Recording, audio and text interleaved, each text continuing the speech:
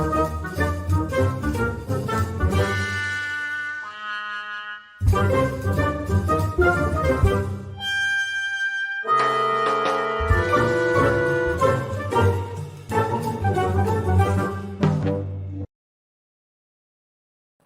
good evening, boys and girls, ladies and gentlemen around the world. It's once again time for the WADcast, the Writers, Actors, Directors Podcast, episode number 97. I'm Josh, and as you can probably see, there's only one box on your screen tonight. That's because Brandon is on a trip. He's on vacation.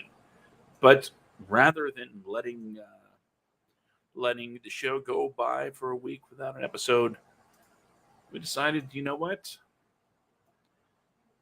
Emmy announcements for this week, the nominations.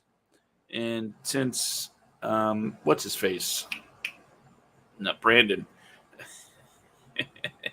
Love you, buddy. Since, he doesn't care, and I seem to, it was almost kismet, the timing.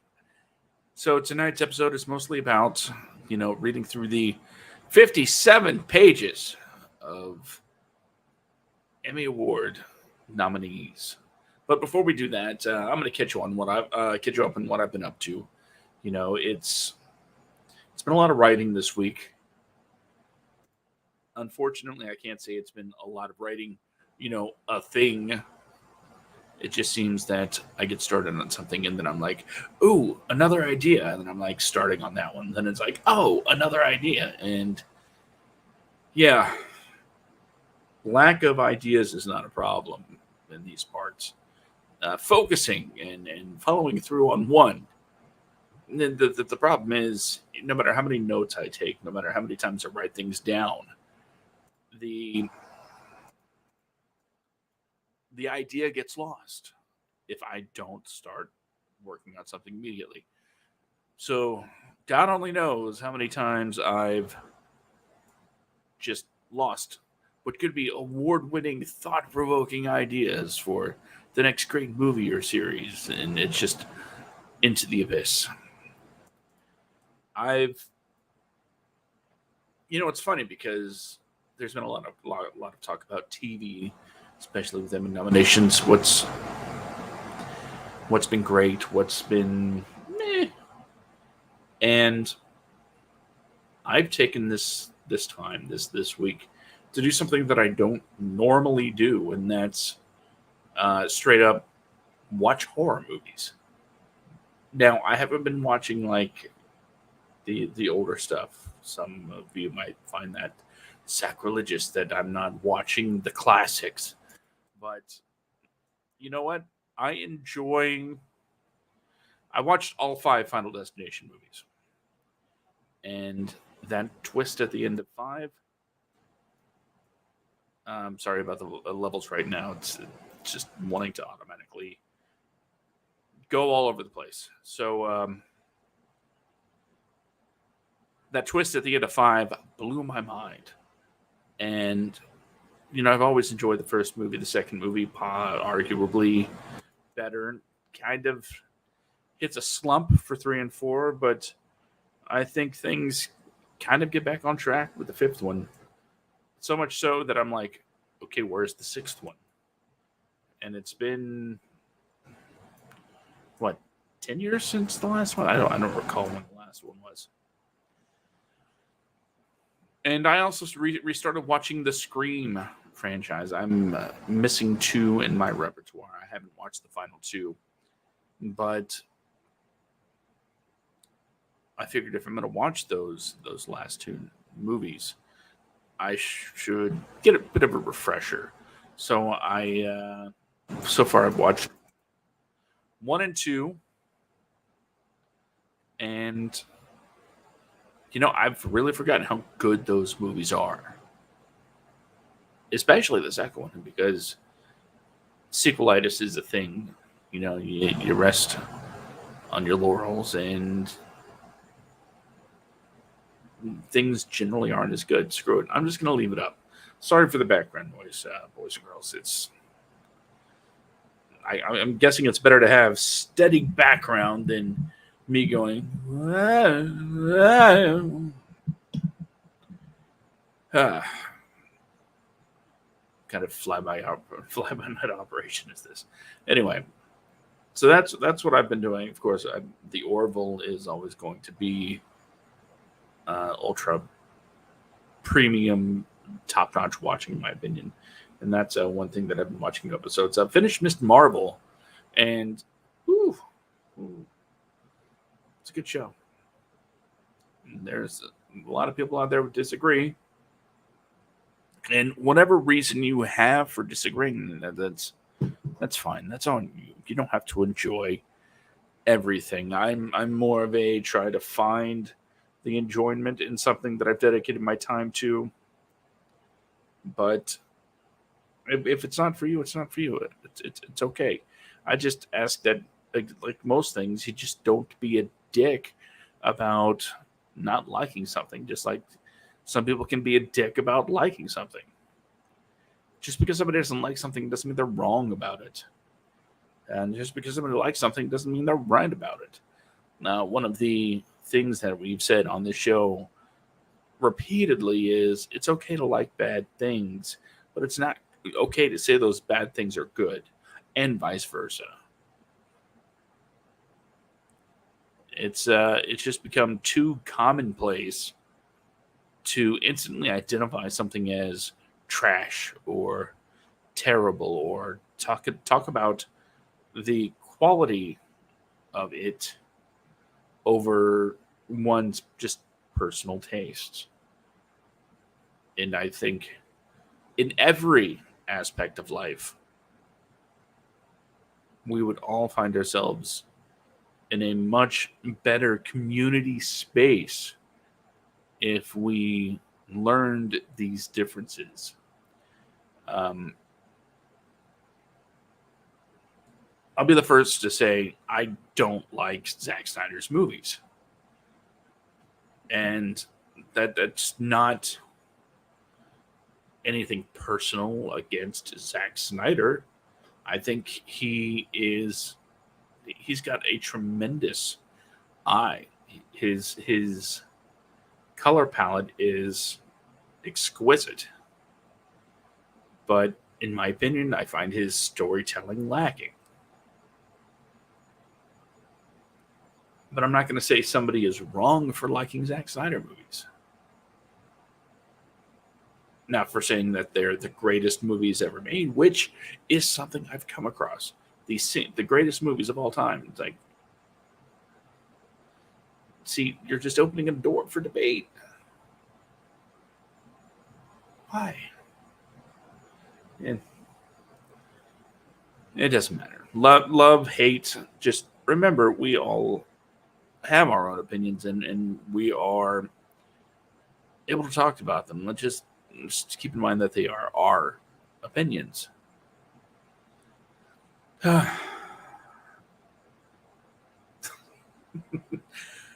We have a watcher commenting. Brandon Junk, what a name. He says, I don't care about Zack Snyder, and they're wrong for liking Zack Snyder. Well, that's great. You're allowed to think that. It's cool. Just don't argue with these people online, because it just doesn't end. Whether anybody is right or wrong is irrelevant, but the fact that it keeps devolving into these massive arguments about, well, you're just in love with Hack Snyder, and like you're just a Snyder hater, and people have their reasons for believing what they do. And unless those beliefs are harmful to others, then we can tone down, calling them out. Unless, of course, they're trying to say these are the greatest movies of all time. Then you could say, let's open the door for debate. And I'll tell you why you're wrong. So that's what's been. B. Randon says, art is subjective, but Zack Snyder will always be Zack Snyder. Unless he decides to not be Zack Snyder anymore.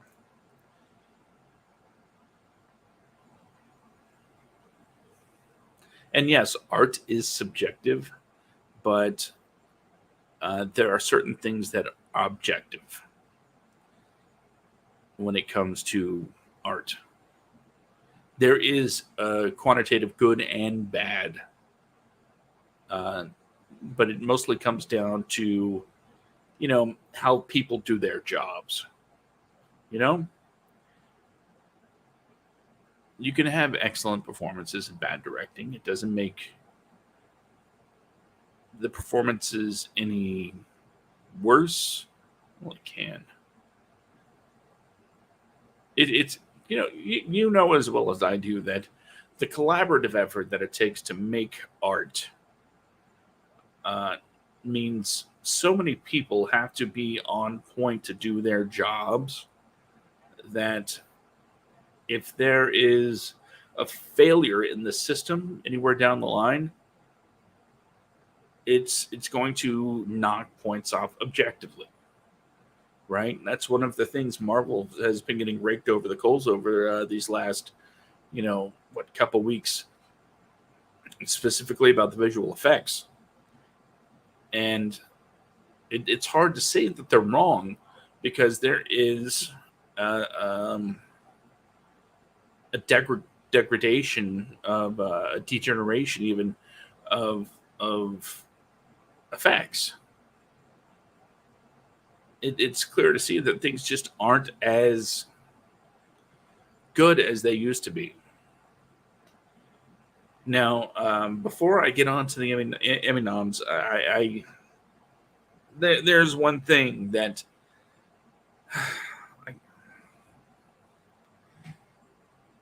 you know for a lot of years I've just rooted for Rob Zombie. I've loved his music since I was a teenager. I can't say that I got into his movies necessarily, but I was still rooting for him because even though they weren't for me, I knew that a lot of people thought they were pretty good. It again wasn't the quality of the movies that bugged me about Rob Zombie's movies. They're just not my normal watching fare. So when I heard that he was going to be doing The Munsters, I thought it's an IP that I know and one that I am very interested in seeing how it translates to the big screen. And Rob Zombie, of all people, that guy, wow, okay, he's getting a chance to bring the Munsters to life. Well, we got the first trailer. And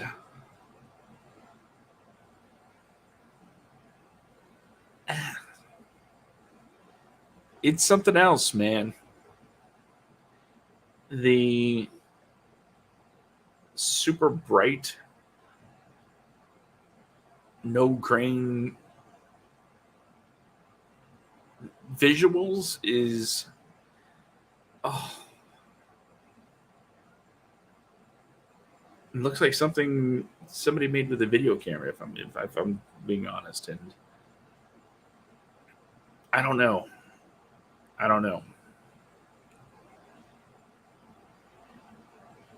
It had so much, and it hasn't been released yet. So I don't want to be a doomy naysayer guy, but to me, I think watching it, seeing what's actually going on is going to be a lot better than anything the trailers do, and of course that's true with movies in general. So who knows? Maybe this trailer isn't an actual graphical representation of what the movie's going to be. Who knows? He does, I guess. Studio knows. I don't. But hopefully, we get more of a cinematic quality by the time the final cut hits theaters. So that's my take on Rob Zombie's The Munsters. It's so.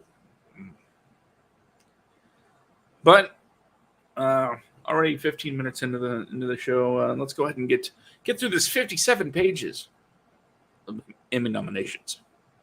I'm going to keep my commentary as as brief as possible because this is mostly just delivering information. There you go. All right. The 74th Annual Emmy Awards nominations were announced this week, and I think there's going to be a few surprises. People that were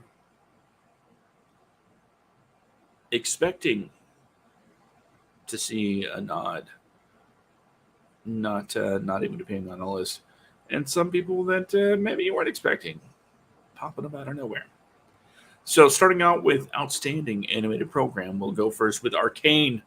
Arcane is a Netflix animated program, and yeah, I didn't even think about how I was going to be doing this. I'll be honest. I showed up, had this list, and I'm just going to read it. Bob's Burgers from Fox, Rick and Morty from Adult Swim, The Simpsons also from Fox, and What If from Disney Plus. Now, I'm not familiar with Arcane, but the other 4 out of 5 of these, good stuff. Good stuff. The Simpsons, are they getting the Emmy nomination for quality of programming this year? Because there were a couple of episodes that I thought were, actually pretty good. Rick and Morty, always doing the Rick and Morty thing. Bob's Burgers, they've been on point. I believe I said that when it comes to the movie, the plot was nothing to write home about, but that choreography, because it's a musical, the choreography was fire. And What If? That's the thing about anthology series. You're taking, and it all came together at the end, but you're taking all of these separate stories, and in particular, this one is Doctor Strange lost his heart instead of his hands. The story that brought us, the very evil Doctor Strange, right? You got all of these different stories, and it's getting an Emmy nomination, which is cool. It's cool. But when it comes to the nominees, I don't know. I think there's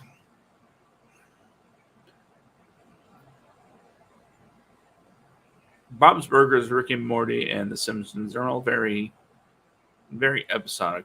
There's not really a serialized show in the bunch here, except for What If does have that tie-in at the end. So the question is, if you're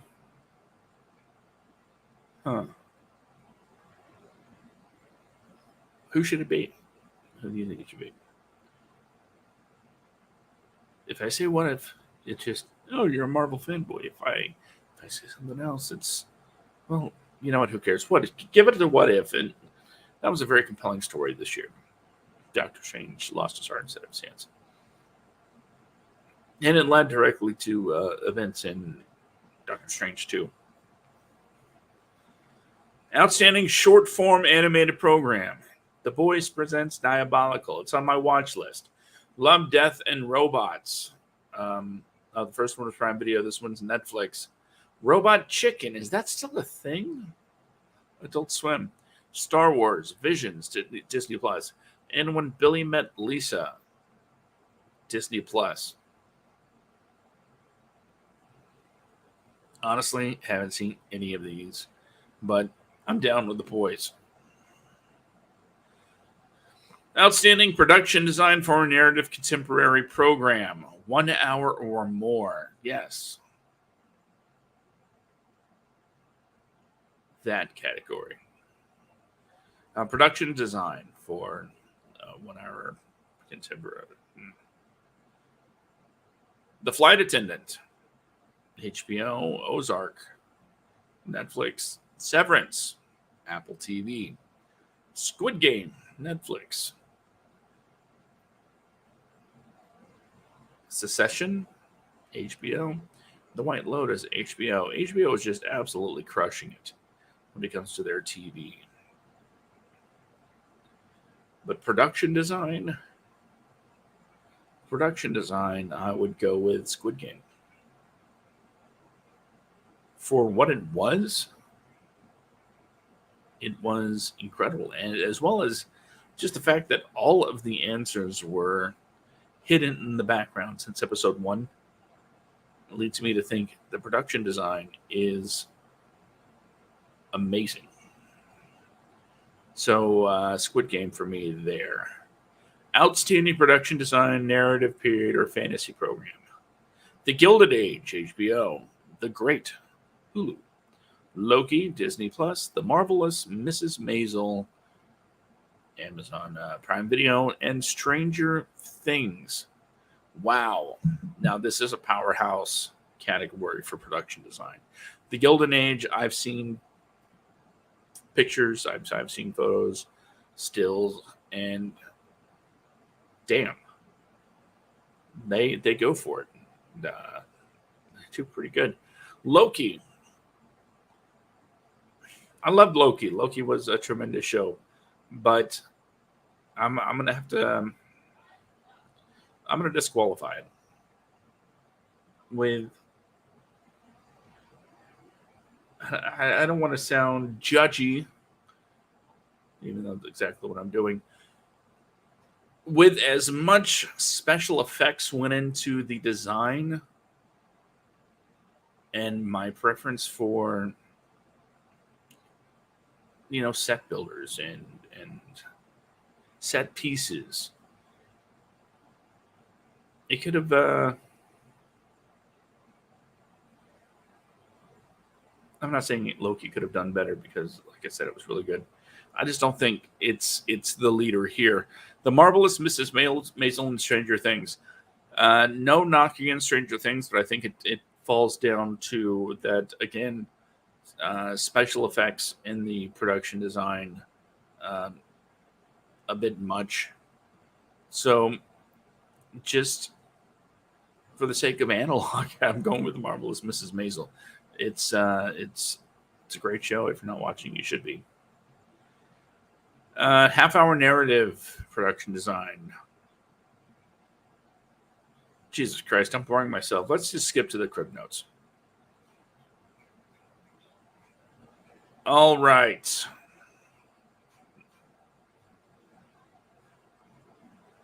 Pardon the...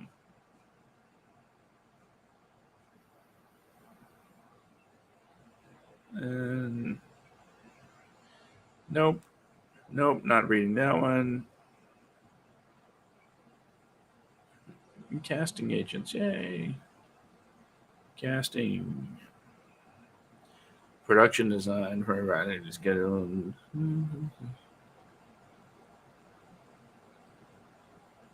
But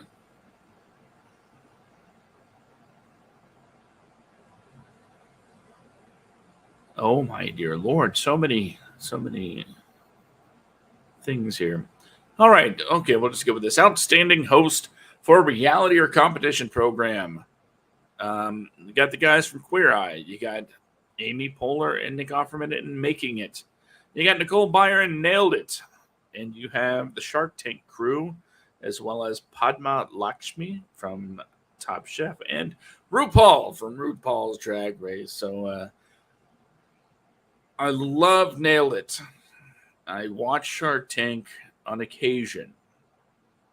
But, and I'm familiar with Top Chef. But if I had to give it to somebody, if there was somebody I wanted to see on stage, somebody that I wanted to see walk up and accept that award, it is RuPaul all day. Hosted nonfiction series or special. My Guest needs no introduction with David Letterman from Netflix. The Problem with Jon Stewart, Apple Plus. Stanley Tucci, Searching for Italy from CNN. Vice from Showtime and The World, according to Jeff Goldblum. Once again, this is going to be based purely on who I want to see get up on stage. And the host of a nonfiction series should get up and go accept the award. And definitely, it's Jeff Goldblum, right? I want to see Jeff Goldblum take that award. The Variety Special, pre-recorded. Adele, One Night Only. Dave Chappelle, The Closer. Harry Potter 20th Anniversary, Return to Hogwarts. Norm Macdonald, Nothing Special. And One Last Time in the Evening with Tony Bennett and Lady Gaga. That's going to be quite the award, don't you think? I mean, after all, you have Dave Chappelle, who's probably the clear favorite, as far as exposure of the special goes. Harry Potter, sentimental reasons could have people swaying in that direction. Norm Macdonald, as much as it would be great to see him getting honored at the Emmys with a posthumous award, I don't know if that'll happen. I don't think it'll happen. And Adele, not seeing that either. So, by process of elimination, I'm going to go with One Last Time in an Evening with Tony Bennett and Lady Gaga. Variety Special Live, the 64th Annual Grammy Awards. Live in front of a studio audience, the facts of life in different strokes. The Oscars. Pepsi Super Bowl halftime show. And the Tony Awards. Well, my personal favorite with this is live in front of a studio audience. The facts of life in different strokes. That was tremendous, as they always are. If you recall, they've done this a couple times before. Remember All in the Family and the Jeffersons. They do a great job recreating these shows live. And I would love to see it on a more regular basis. And it's hard to believe the kind of star power that they can pull for these shows. Can you imagine making that phone call? We're going to be doing the facts of life. Would you like to join us? Well, yes, I would. No, it doesn't matter how classic the show is.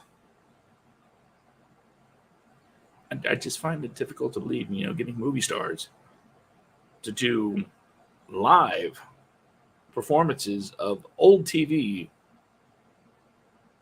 is easy. Variety sketch series. By the way, it's weird. There's only 2 nominees in this kind of category, but there's more than 2 sketch comedy shows. Kids in the Hall came back. Where's that? Anyway, a Black Lady sketch show in Saturday Night Live. I watch SNL, I guess. No, guest actor in a comedy series. Jared Carmichael for SNL. Interesting choice. I think they had some better guests this year. Bill Hader for Curb Your Enthusiasm. Okay. James Lance and Ted Lasso. Nathan Lane, Only Murders in the Building. Christopher McDonald, Hacks, and Sam Richardson in Ted Lasso. I am absolutely 100% on board with Nathan Lane for Only Murders in the Building. It was it was a hilarious performance on his part.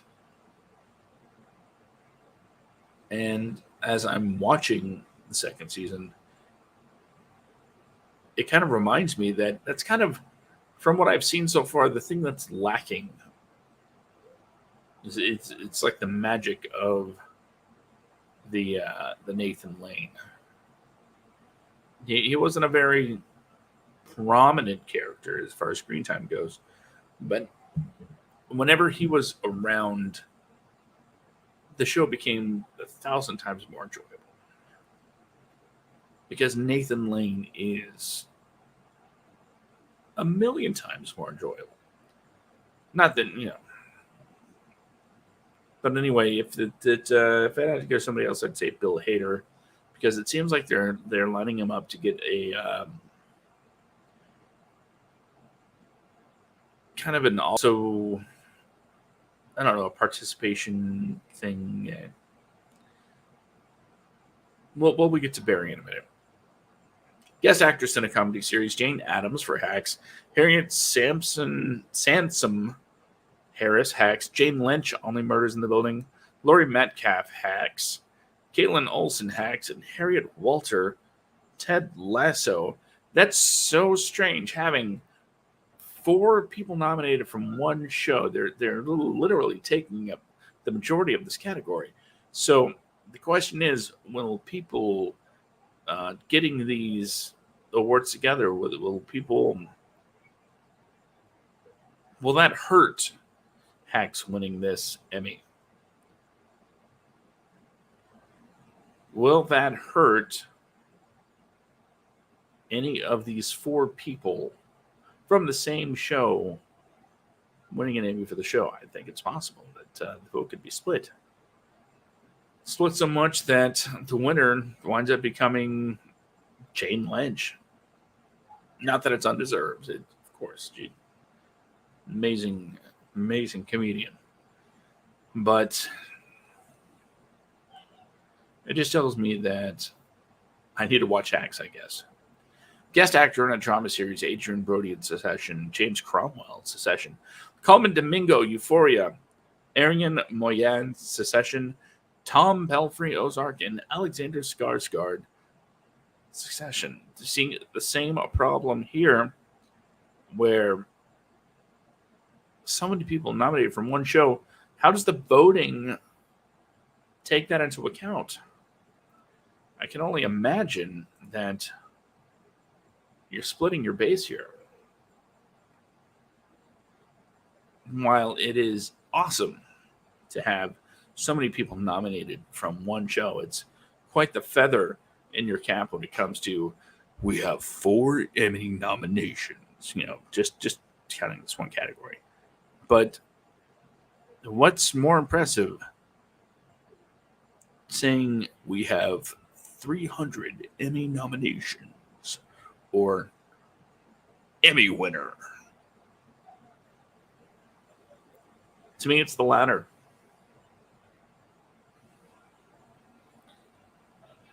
So I'm going to go with Coleman Domingo. Guest actress in a drama series, Hope Davis, Succession. Marcia Gay Harden, The Morning Show. Martha Kelly, Euphoria. Sanaa Lathan, Succession. Harriet Walter, Succession. And Lee Yu-mi, Squid Game. I'll tell you what.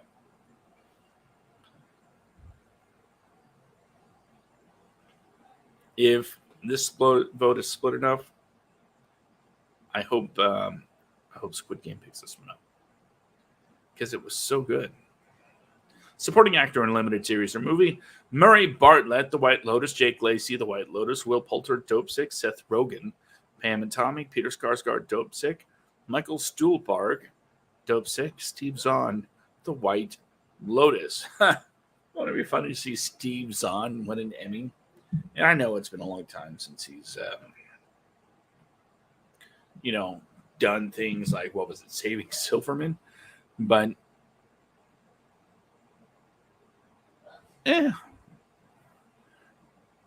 seeing Seth Rogen accepting an Emmy would be pretty cool. If only Brandon was here right now to do his Seth Rogen impression. Guys, I won an Emmy.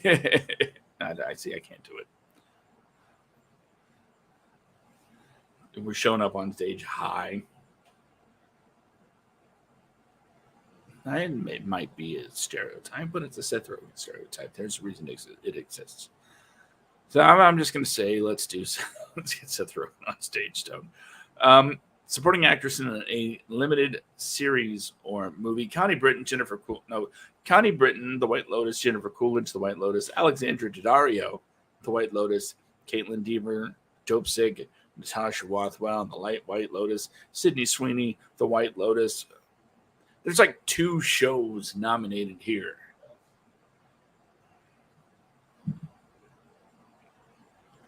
Were those the only 2 shows? Yeah, same with the actors. 2 limited series, that's all there was? Just 2 limited series released in a year? No, there's got to be. Come on. You know what? Let's see. Limited series released in last year. Dexter, New Blood, WandaVision,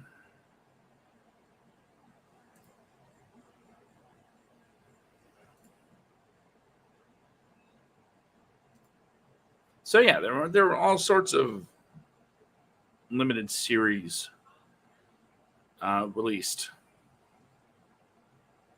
So why are only 2 shows being nominated?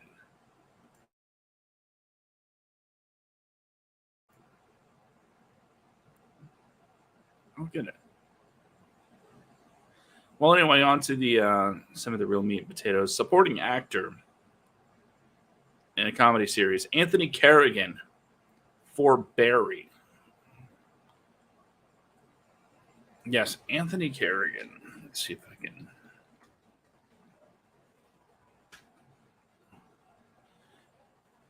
I'm going to bring up his picture real quick.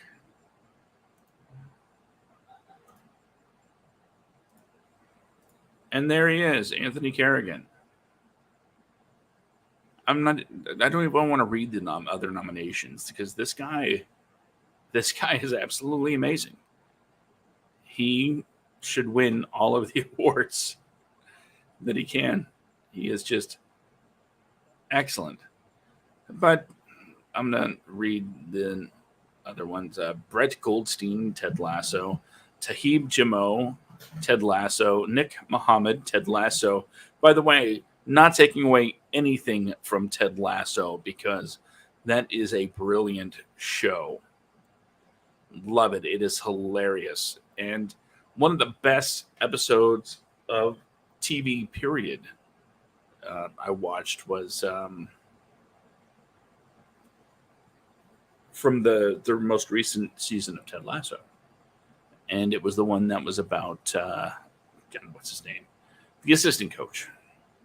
Sorry, wasn't planning on going off in that little tangent. All right, Tony Shalhoub, the marvelous Mrs. Maisel.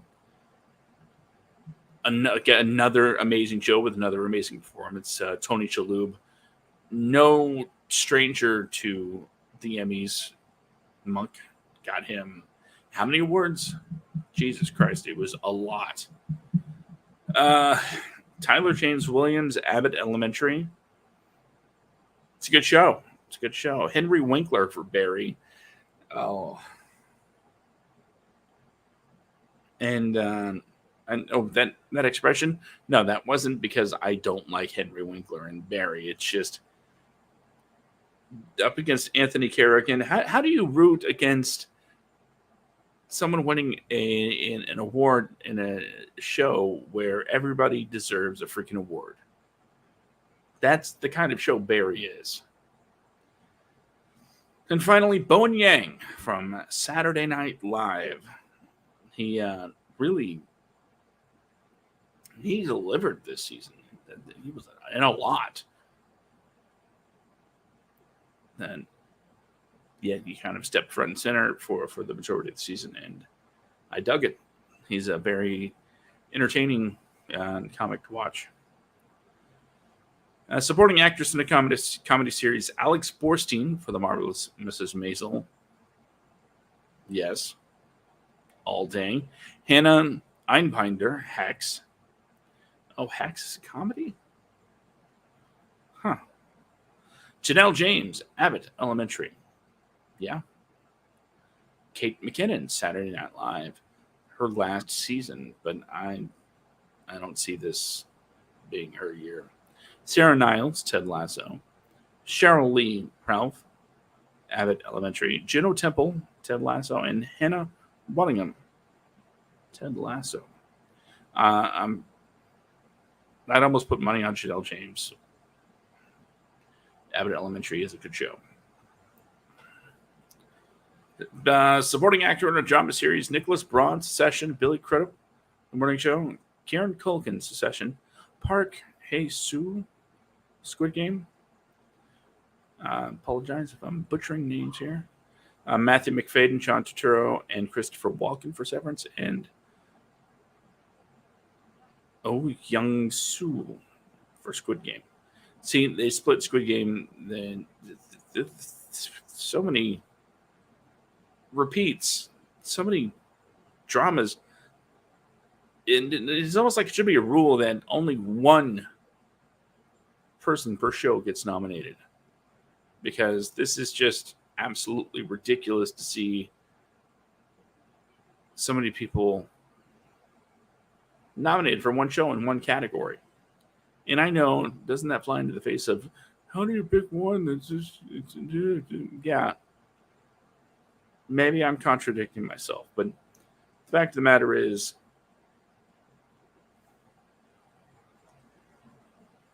there is a lot of good television out there right now. Whether you want to believe it or not, there is. Somebody always asks me, when was the best time to, what is the best time to be a TV watcher? When is the best time to watch wrestling? When is the best time to be a video game player? And everyone always goes back, they revert back to their teenage years and like, man, that was the best. No, that is wrong, because the answer will always be today. The answer will always be right now. You know why? Because as people would say, the shows in the 90s were better, the games in the 90s were better, or whatever era you think is the best. The fact of the matter is, you still have access to that, plus all the stuff that's created today. You have it all. It's all there. And for a good portion of content, it's all there at your fingertips, available whenever you want.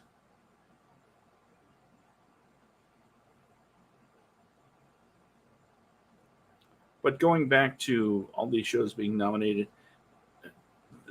like I was saying, we are in a very good age for television, for new television right now. There is a lot of good content coming out. So to see, let's see, Best Supporting Actor on a Drama Series has 4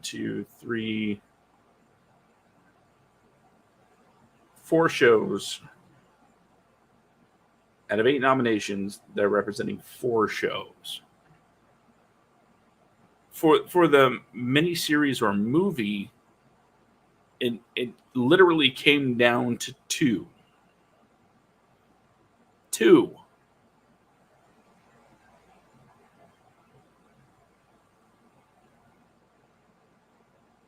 They can do a better job spreading around a little bit of recognition.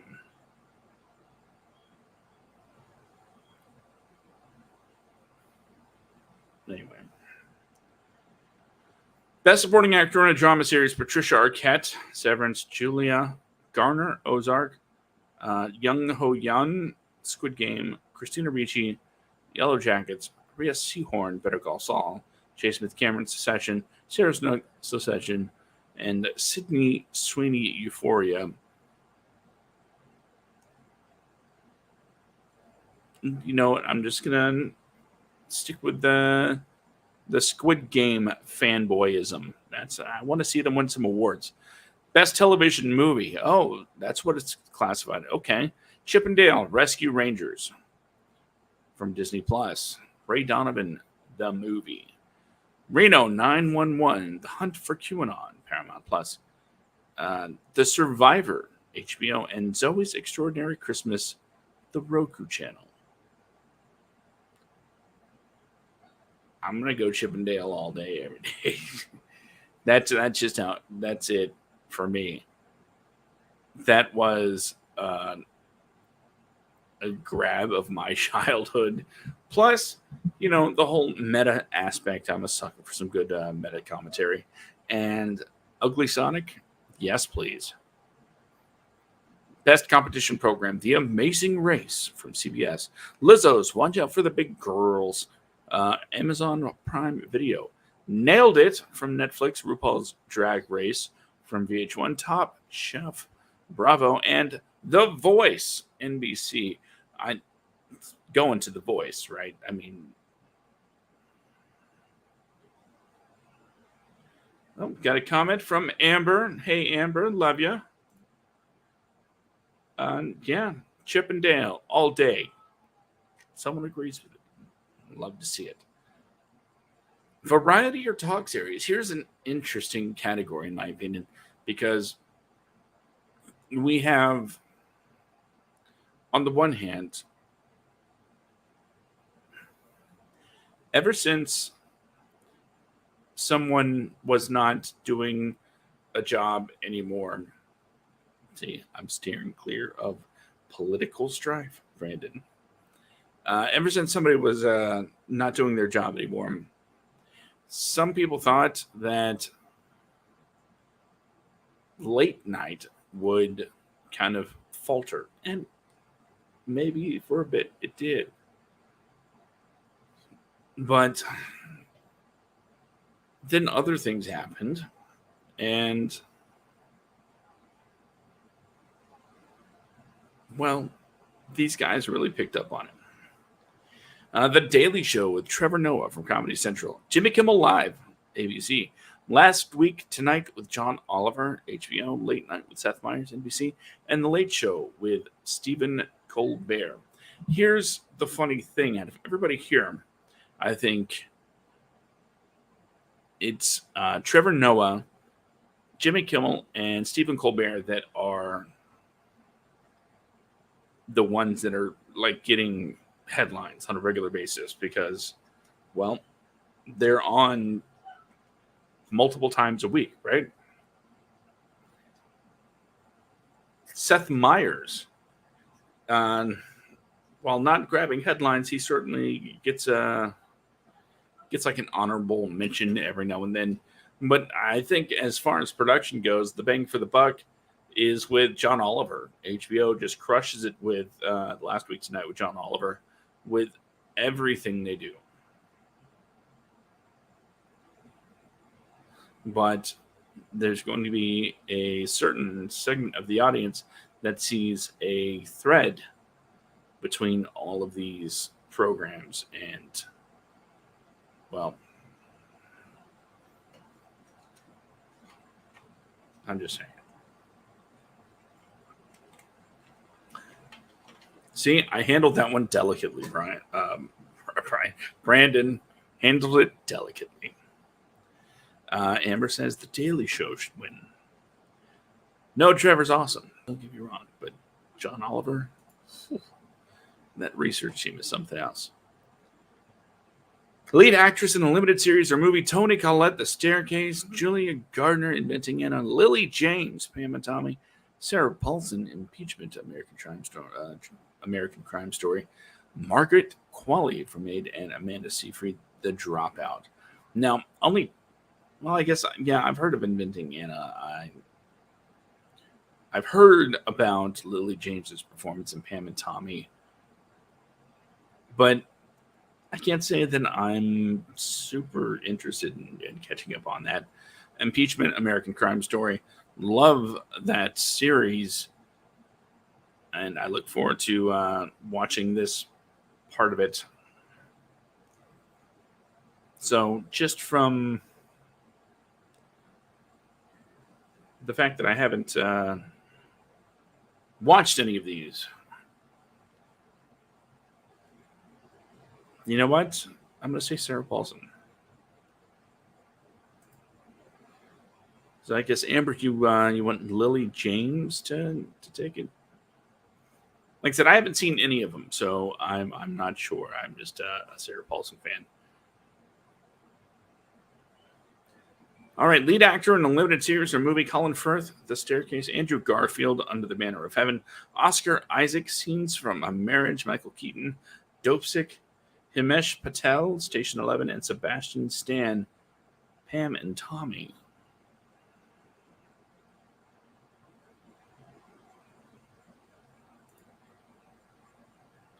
Okay, agrees, Sarah. Not familiar with these limited series or movies, but it's good to see, more of a wide range here. Andrew Garfield. Amber says Andrew Garfield in the comments, which, by the way, you could also be commenting here every week at 10 p.m. Eastern, 7 p.m. Pacific on the Facebook page. Just saying. But I'm going to have to agree. Andrew Garfield, he deserves so much for his body of work from the last year. It's In the Eyes of Tammy Faye, Spider-Man. Excuse me. He's absolutely crushing it. And the third one that he did about, God, I love it too. And Lin-Manuel Miranda directed it. Movie about Tick Tick Boom. That's it. Yes, man should have won an Oscar for that stuff. 3 completely different performances, 3 completely different movies. Andrew Garfield is overdue for some recognition. Lead actress in a comedy series, Rachel Brosnahan, The Marvelous Mrs. Maisel. Kenta Brunson, Abbott Elementary. Kaylee Cuoco, flight attendant, Elefanting the Great. Issa Rae, and Insecure, and Jean Smart, Hacks. Of course, Kaylee Cuoco, everybody's favorite neighbor from The Big Bang Theory.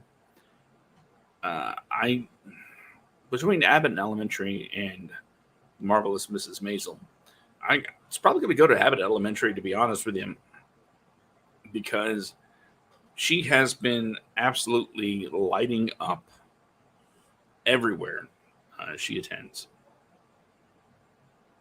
And again, big fan of Rachel Brosnahan, absolutely in love with The Marvelous Mrs. Maisel, but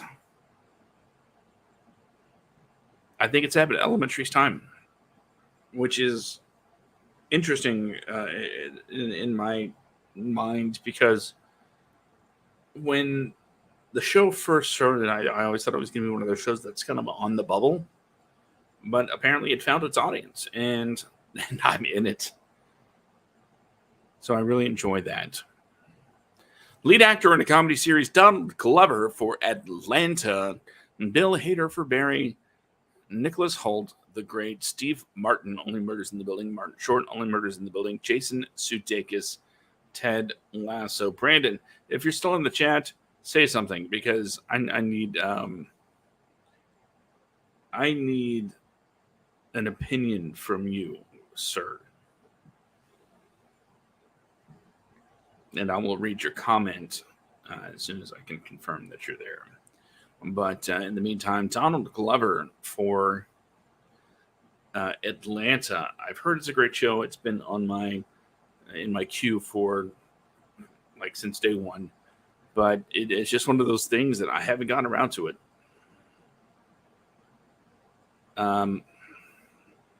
Nicholas Hoult and The Great. Not familiar with that one. How Steve Martin and Martin Short up against each other? That is just, oh, that's terrible. How do you pick one? Because they are a team. They should just have the one award and put both of their names on it. And Jason Sudeikis for Ted Lasso. I guess Brandon's not in the chat.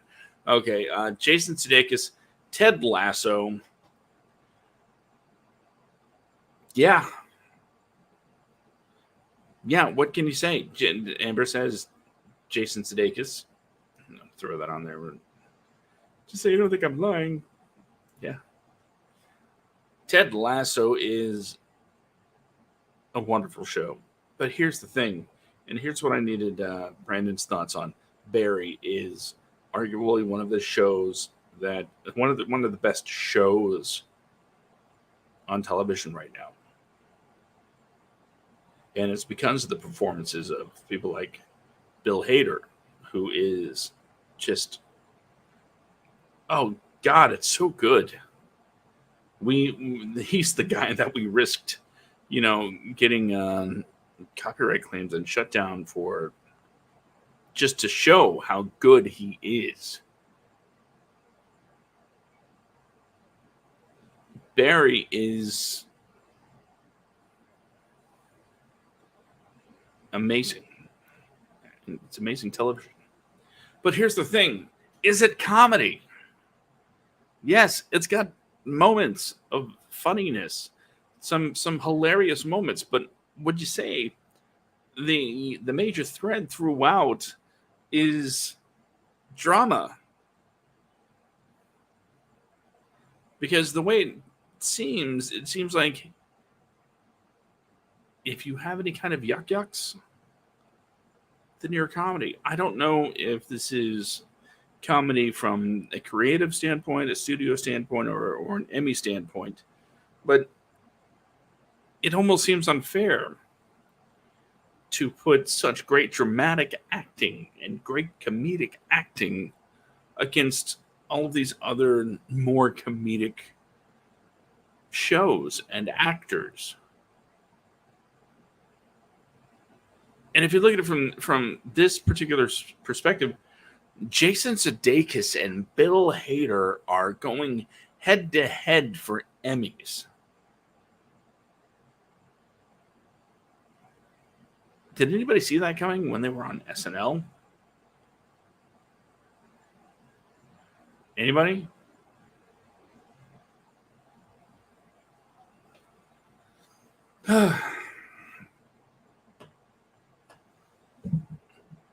As much as I would love Barry to take this award, Bill Hader deserves an Emmy Award. Jason Sudeikis and Ted Lasso is just the embodiment of the category.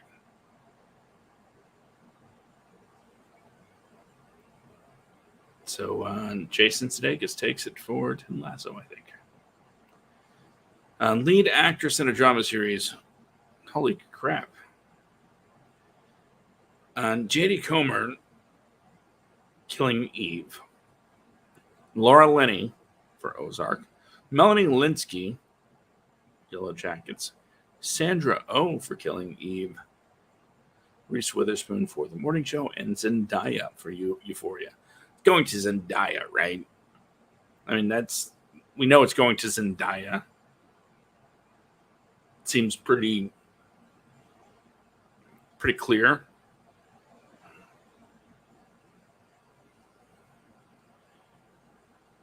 That's what I'm thinking. And just a quick question, a little side note. Sandra Oh and Jodie Comer are both the lead actress? I mean, by definition, shouldn't there be only one lead actress?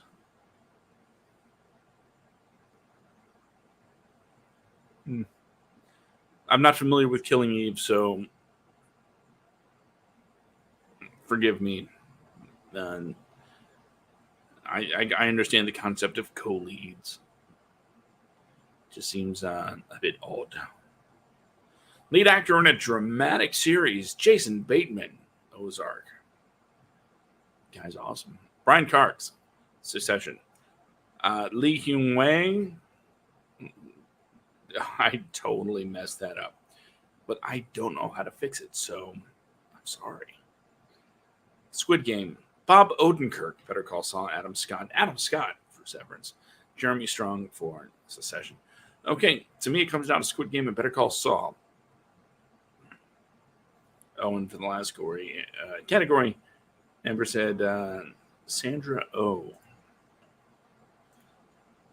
But for me, this category comes down to Squid Game or Bob Odenkirk, Better Call Saul.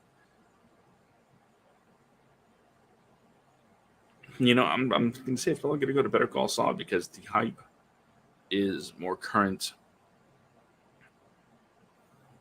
Squid Game is very much a memory to a lot of people, and I guess I should have realized that earlier in tonight's episode. But yeah, the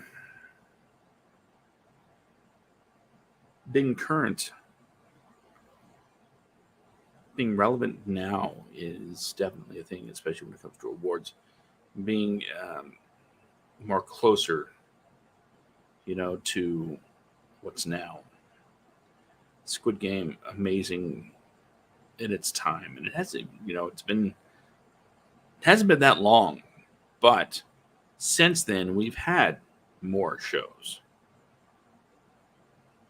But hopefully people will remember Squid Game. But I say this one goes to Bob. Best limited series: Dopesick, The Dropout, Inventing Anna, Pam and Tommy, and The White Lotus. I've been hearing nothing but amazing things from Inventing Anna, so that's what I am going to pick. The best comedy series: Abbott Elementary, Barry, Curb Your Enthusiasm, Hacks, The Marvelous Mrs. Maisel, Only Murders in the Building, Ted Lasso, What We Do in the Shadows. Now, I think we can eliminate some of these. What We Do in the Shadows. It's the only thing it's like getting nominated for as far as major rewards. Ted Lasso is all over the place with awards, so it has a chance. Only Murders in the Building, we could probably eliminate that since most of the major awards are only for the leads. The Marvelous Mrs. Maisel, that's gone, unfortunately. Hacks, I haven't seen it, but it seems that a lot of people like it, and it is very, very in the now. Curb Your Enthusiasm, maybe that's an outlier. Barry, stop. Okay, I just think the category should be more comedy. Maybe create a dramedy category where you let the comedies be comedies, the dramas be dramas, and those in between get their own thing. I think that's fair. I think people would agree with me on that one. So, but with this going strictly by the category name, it's toss up between Abbott Elementary and Ted Lasso, and I think Abbott Elementary. It's in the zeitgeist right now. Going to that Abbott Elementary. And finally, best drama series: Better Call Saul, Euphoria, Ozark, Severance, Squid Game, Stranger Things, Succession, Yellow Jackets. Probably going to go to Succession. Why? Because I don't know. Feeling. As much as I would love it to go to Squid Game because it's a personal favorite, I don't think it will. Like I said, because it's cooled off as far as hype goes. Yellow Jackets never really picked up as far as hype goes. Stranger Things, it did what Stranger Things does, and it's not going to get recognized this year. But there's a good chance that the final season will be recognized as more of a body of work thing. Possibly, because Better Call Saul's out the door. But you know what? Better Call Saul. Some say it's better than it's ever been. Some people are saying it's better than Breaking Bad ever was. And that's saying something. So between Succession and Better Call Saul, I still think... No, I'm going to change it up. Better Call Saul will take the top prize for drama. And I am glad I shortened up this list. And it was still really damn long. Wow. Would have been here all night. Some people worry about being able to say something for, I don't know, a few minutes. How am I supposed to fill 10 minutes? How am I supposed to fill 20 minutes? Well, guys, we did it. We filled an hour of quality WADcast programming trying to talk about the awards that recognize the writers, the actors, and the directors from television that make the stories that we love come to life. So, I guess that's it. That's the show. And I want to thank you all for joining me tonight. Everybody in the chat. Brandon, Amber, love, much love always. And it's time.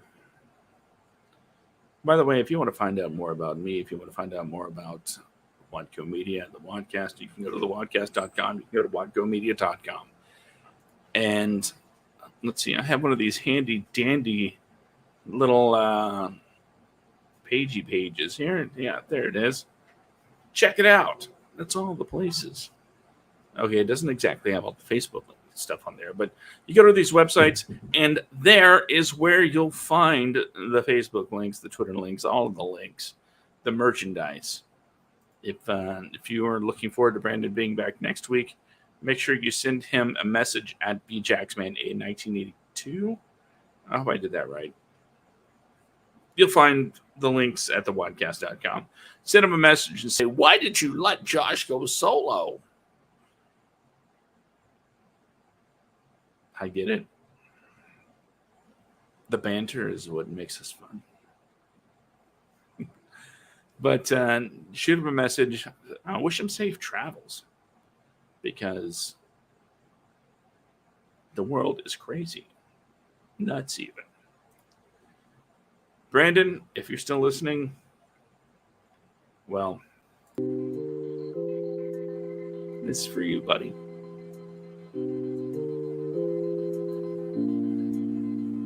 All right, ladies and gentlemen, remember something very important.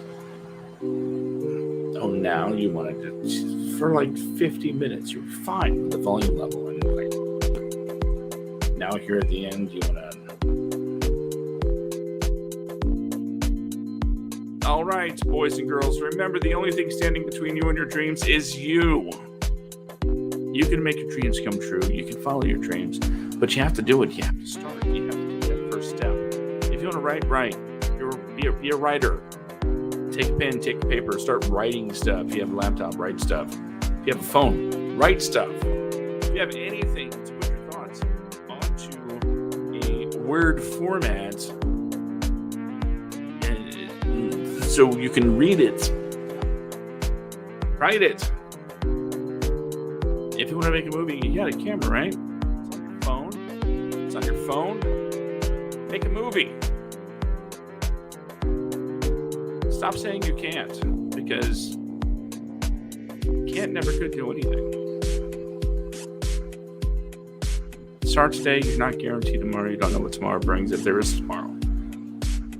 So do it. Do it.